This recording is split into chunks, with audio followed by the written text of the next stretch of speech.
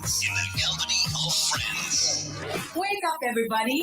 Welcome to Breakfast with Friends. And we come to that time of a Wednesday morning where it's midweek moment, and we also capture it live on our YouTube and Facebook pages. So I'm sure as a child, you had that experience with darkness, you know, when it's like really, really dark and you're feeling like, just so unsure, like, whoa. And I think it is a common thing amongst little children that they are afraid of the dark. And I'm not sure why it is. I mean, obviously, there's those thoughts and feelings that you have when you're in that dark space, in that dark place as a little boy, little girl. You're struggling.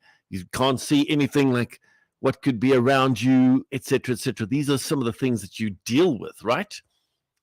But in that moment, if somebody just lights a candle, a little flame, a little candle, you will see that, right? You'll experience that light.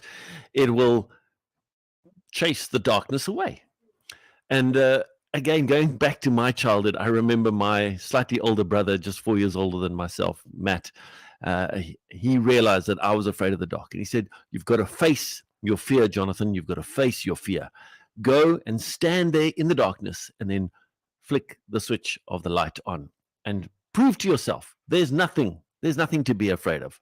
And I did that, and that helped me overcome the fear of darkness. Now, when we're in a dark space in life as adults, we struggle.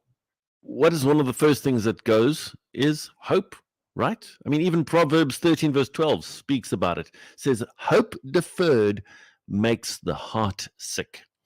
And I know at times my heart has been sick because I felt like just so hopeless. So what needs to change? I need to let God's light illuminate that dark space. I need to let God's light in. I need to choose to allow God's light into that situation. Does it change the situation?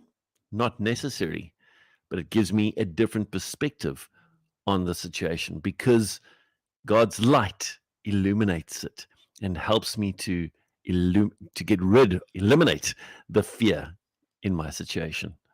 So today I want to encourage you, and I want to ask you that if you are feeling hopeless, if you are feeling like you're in a deep, dark space, please remember my childhood story of being afraid of the dark, standing in a dark room close to the light switch, feeling that fear, realizing I'm afraid, and then saying, okay, but now I'm going to switch the light on.